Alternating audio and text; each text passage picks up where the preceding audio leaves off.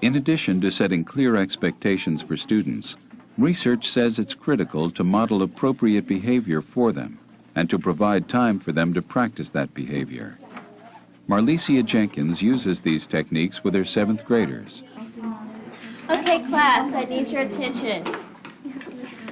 Sometimes when I want your attention, I'll say, clap once if you can hear me, clap twice, clap 3 times. So I want you to start talking like you were working, you're doing your own thing. Just start talking to someone like, clap once if you can hear me, clap twice. That's a procedure.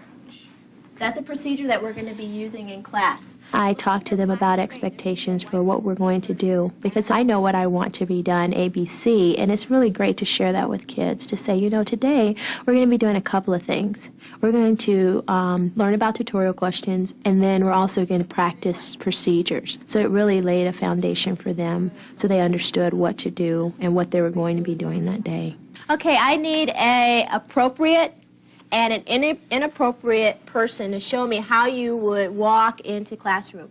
Let's see, Alex and... Modeling is an effective strategy for teaching new behaviors. Once we finished with the day starter, I wanted to do some modeling. So we started out with modeling appropriate behavior and inappropriate behavior when you enter the classroom. Okay, what I want you guys to do is watch. Who's coming in appropriately, who's coming in inappropriately.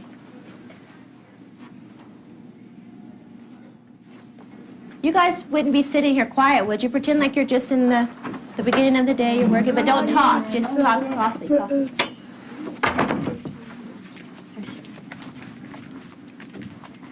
Hi, how you doing? What's up? Hey, Alex, did you forget something?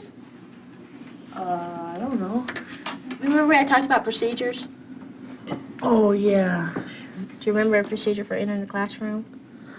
Uh-huh, I think so. Can you guys remind him of some of the procedures for entering the classroom? Yeah. So we did some modeling of that, and it also brought the students in, so I wasn't just saying, you know, this is what I want you to do and you have to do it. They were involved in understanding why. Why do you come in the classroom quietly? Because you'll disturb someone else, because you won't get your work done. What happens when you're saying something and someone's... Let's see... Cesar. Is disrupting? It's disrupting. And how does a person feel who's talking? Sad. Sad? Why? Because when people want to talk, they don't let them, and it's rude to, like... New procedures must be practiced until they can become part of students' everyday routine.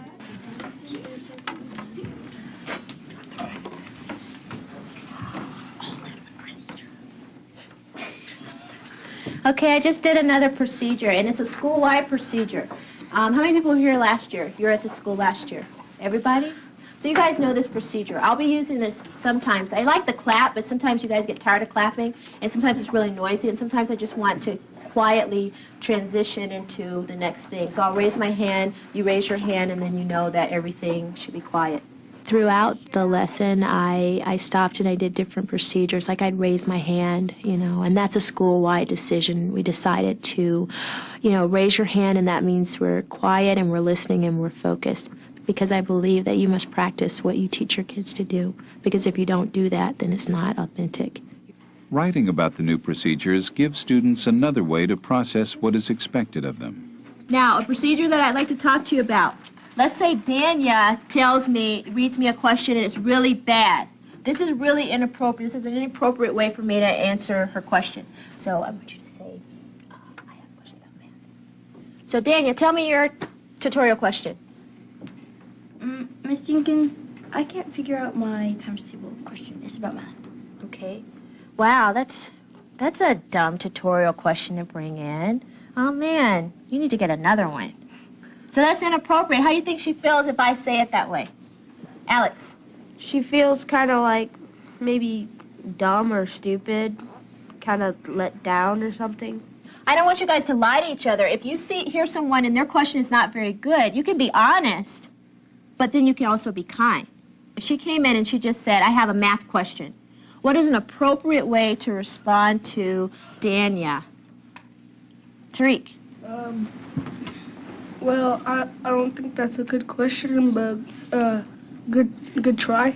Okay, and what can you do? Class management is one of those things where you need to have an opportunity to see exactly what you need to do, have an opportunity to practice it, and then when you don't do it correctly, have an opportunity to say, okay, let me correct this behavior until you get it where you'd like it to be. Come up with one because I came up with the last A one. good question can be like, I need help with my math homework because I'm not very good at fractions. No, we just did that. Donna, you kind of said, we just did that, Jordan, and you're a really cool person, but maybe, and his face dropped. I mean, he was kind of like smiling, and when you said that, it made his face drop. So can you say that a different way so that maybe you make him feel safe to ask questions so next time you won't not talk? Maybe say in a nicer tone. Maybe in a nicer tone, until he gets to know you a little better, okay?